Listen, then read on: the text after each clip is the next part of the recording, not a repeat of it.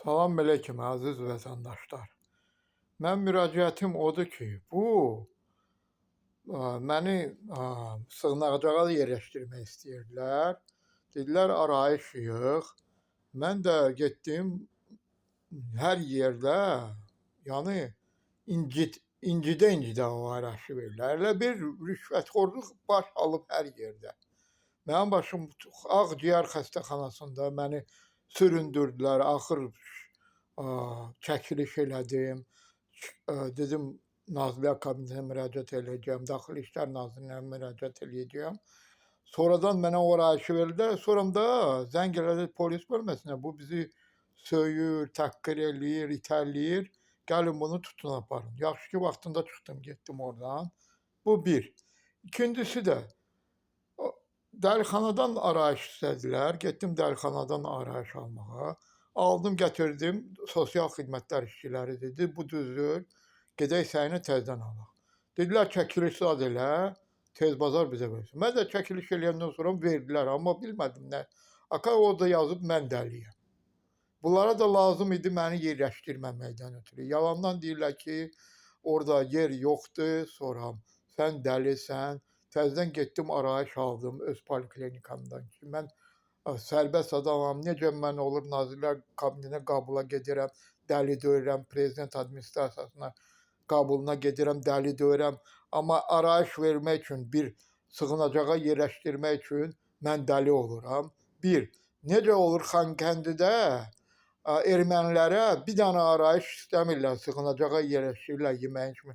Amma Azərbaycanda evi olmayan, eşiyi olmayan vətəndaşı əli ilə şəhid ailəsiyəm, şikəstam, 64 yaşım var, məni yerləşdirmək istəmirlər. Bir bəhanə ilə yerləşdirmək istəmirlər.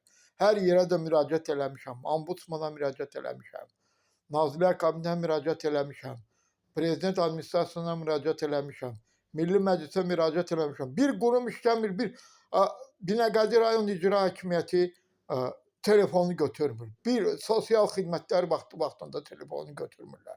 Bunlar nəyə görə qoyulub orada? Bunlar əgər maaş alırlarsa, işləmək istəmirlərsə, onları azad eləsinlər. O qədər işsiz adamlar var ki, yerləşdirsinlər ora. Nə var zəngə cavab vermək? Mən özüm otura bilərəm. Mənim yoldaşım otura bilər orada zəngə cavab verməkdən ötürü. Bu telefon qoyulub ki, cavab verməkdən ötürü. Əgər cavab vermirlərsə, bunlar nəyə lazımdır orada bu işçilər? Mən xahiş edirəm prezidentimizdən bu müraciətə baxsın və bu işləməyən adamları azad eləsinlər. Bu Nazirlər Kabineti göndərir icra hakimiyyətini, bu işə ciddi baxın.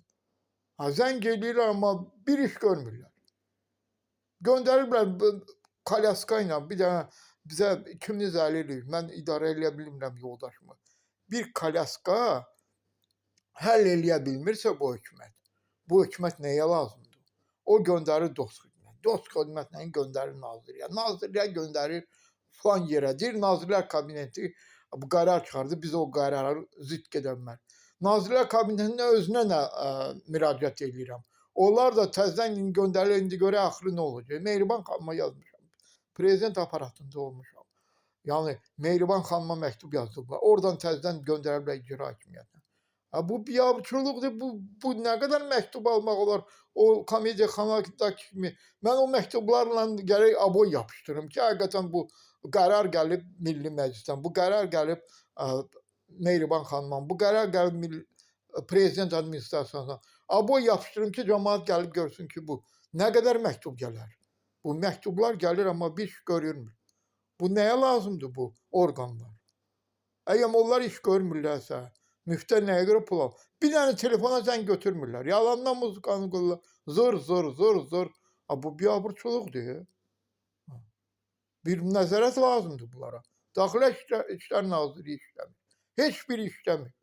Prokuratura işləmir. Və bu pullar nəyə görə alırlar? Bu qədər maaş alırlar. Bu biabırçılıqdır. Bu nə vaxtacan belə olur? Bir komissiya olsun, yoxlansın, kim işləyir, işləsin, kim işləmir, işləməsin. Nətər oldu Lukashenko o boyda hökuməti idarə eləyir. Bir dənə orada rüşvətxorluq yoxdur. Amma burada rüşvətxorluq var, alıb gedib. Hər yerdə incidirlər. Yalandan da arayış verirlər ki, dəlisən. Ağıllı adamı dəli eləyirlər. Çox sağ olun, xahiş edirəm köməklik edin.